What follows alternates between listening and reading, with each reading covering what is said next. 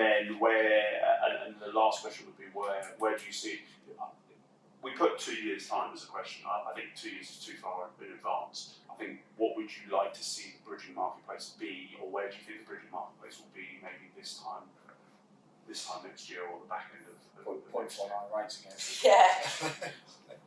I think it'll be thriving. I think we're naive to think that rates won't go back up again, but they will stabilise again. And I think in the regards to the earlier question, what do we want to see more or less of? I feel like we, especially MT, we work so hard and so well together to get a deal sorted quickly and packaged well. We get to legals and then it stalls. So I think across the market, I want to see the solicitor side of things go quicker. I want to see more AVMs from more lenders when it suits, on less complex cases and more dual rep. That for me would be brilliant on regulated transactions. But I think it's really exciting time for bridging and I'm excited to be a part of it. I think when you're as old as I am, you've lived through probably 4 different cycles. Certainly the only time is saying, and I think there's comparisons here between the rise of the non-conforming market in the late 90s and early 2000s and to bridging. So bridging is still not mainstream. What I'd like to see over the next couple of years is it become more mainstream. And the education piece with FIBA that we touched on earlier. As more, if we reflect back, as the market dynamics got more competitive, it become less murky, that non-conforming marketplace. And I think there's a good competitive tension now between the bridging lenders, which is forcing pricing down, and there's a criteria which I think is probably as simple as it's ever been. So I think the product and the criteria is as strong as it's ever been. So I think I'd love to see it become more mainstream. And probably the other thing for me, we mentioned the legal point. We just got to find a way to match specialist business with specialist lawyers who are competent and know what they're doing, because we're a million miles away. The reason why I've got that differential between my originations and completions is down to surveyors and down to lawyers, the bane of our life. But I think we've got to somehow try and come together and collaborate, so that matchmaking is better than current. I think people are always going to need to upsize, downsize, want cash buyers, invest it at great speed. So I think the product itself will always stay relevant. We just have to tweak that to keep it within that month period. I think everyone also wants it better, cheaper, faster. And I think reality is that's probably not going to happen anytime soon. But I think understanding that, I think personally, lenders having workshops is going to be an important part in the next 12 months about what they're expecting in terms of pricing, so the brokers can become more educated. And I know there's a lot of publications with a lot of interesting articles, but I think lender workshops and educating brokers and what they're doing, how they're doing, and what to expect in terms of pricing helps them when they're talking to their clients, and it gives them a better understanding.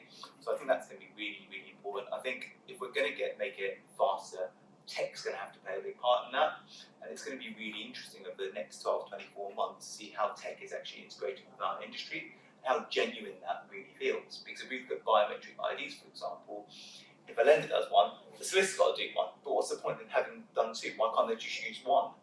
So I think the way how our industry needs to move, the thought process just needs to be a lot different to what it is right now. And I think it's going to be baby steps going forward, because as rates go up, as property prices come down, there's a lot more risk that people need to actually take on. And I think that our lenders actually willing to take on more risk. And I know it doesn't sound like a lot of risk, but actually accepting a lender's ID sometimes. But their AML could be different. You've got to look at their AML and regulation process. So I think it's going to be baby steps, but I think from a wish list perspective, the only way we can make it quicker is with the integration of tech, and I think that's going to be an interesting piece in itself. I just think the market is accepting more complex deals than it ever has done, as we've said, how it's changed. So we all want it to be quicker, but we also want them to do more types of deals. The more types of deals that everyone does, the clunkier everything's going to be. So great, if we can have some tech, it's never going to do the complex deals. No. And those are the ones which really are the heavy, sticky ones. We still get the quick ones every now and then, everyone does, but they don't take over our lives and you kind of forget them quickly and you're just thinking about those ones that are taking So you get sleepless nights. So wake up in the night with a notebook. Absolutely. So really, I don't know how much quicker it's going to get. Yes, obviously great to get the solicitors bang on board and lenders to do a review of their panel every 3 to 6 months to say, what do you deserve to be on this panel, what time frames you're going to hit. That would be great. But in reality, the more complex deals everyone's doing, which is where the industry is going, because everyone wants to take up more business and they have to find ways of doing deals they weren't in the past, it's going to take some time. I think when we look at that word complex, I use that word with caution, because if everything's very complex, is the understanding there to actually do that deal? And is that deal then right for the consumer? Because I think that when you're doing a development deal, it's processed a certain way to doing a buy-to-let deal, to a bridging deal. So I think every sector of our industry has a different processing method. And I think understanding that processing method means that sometimes things slow down, but if you understand the deal, and if you understand the thought process behind how it gets from A to B, it should be like any other deal. So I think it's down to the advisor's experience in what type of deal they're actually taking on. Because I think our industry uses the word complex far too often, and I think that you often see that article on LinkedIn, oh, a specialist firm was quoted 1.3%, but I've got it for 0.59, and it's kind of like, whoa, that, it's kind of like, what's going on there? And I think that If you stumble across some title issues, that's not down to an advisor not picking that No, up no, in no. advance, or the solicitor, or someone. It comes across something, you've got to deal with that but during that process. that's an unforeseen circumstance. It's now on every deal. There's something that you're not expecting from the I start, think Always. and that's why we're there to help them through the whole process. That's where it comes back to the education part. Do you actually know your client? Do you actually know your deal? Do you actually understand the deal? Do you understand the problems with the case? Because that comes back to the question right at the beginning to actually understand it. Because otherwise you're taking a deal which you're promising something to a client, unless they've not told you or something is discovered, the processing time should really be affected. Yeah, look, I think there's an interesting debate you can have on that. I think in a black and white terms, you're right, but the world doesn't work. No, I understand that. There's a necessity. If it was black and white, it was very straightforward. It wouldn't necessarily be true.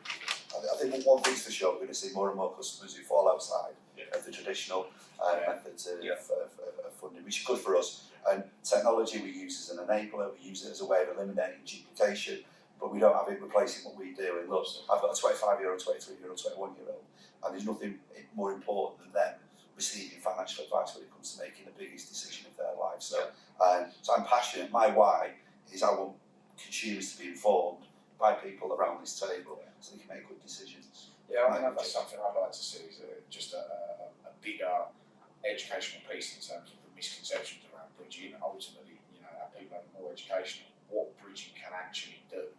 I think historically everyone's had a black and white view of the fact that a bridge is, just a chain break scenario. It would be great to see, introducers and intermediaries out there actually having a much bigger understanding, or better understanding of what you can actually do with the bridge.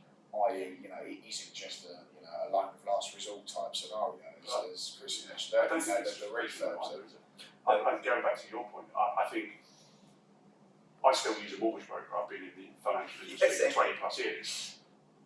I could do it direct, and you talk to your friends who aren't within the financial industry. I went to HSBC, I went to Barclays, I went to Nationwide, and this was it. And they, I remember having a conversation with one of them last year and said, "Well, have you got a platform home loans?" You would have. And they said, no idea. I said, well, that's where my mortgage is with, and it was the best mortgage for me at this moment in time. So when you're borrowing money, which is a large quantum of money, generally when it's your biggest investment in buying property, whether that be investment property or your home, you should seek advice. You shouldn't just think about doing it on your own, because your own solution isn't always the best one. And it's naive to think you know everything. Somebody else out there will always know more or different, It's just on that, and also what you were saying, to answer the question of what I'd like to see more, is more collaboration between lenders and distributors, brokers, introducers, because I think that is pivotal for the education piece. Us coming together, whether it be webinars, whether it be workshops, together as an introducer, as an advisor, as a lender, to educate. There are very people small like that, things we can do to make massive headway with that, in terms of, let's say, a simple webinar collaboration between, an introducer broker and the representing the lender, just to educate people out there about, as I mentioned, what we can do with bridging. But I think it's going to be a constant thing, the Oh, education. it'll always piece be on on there, level,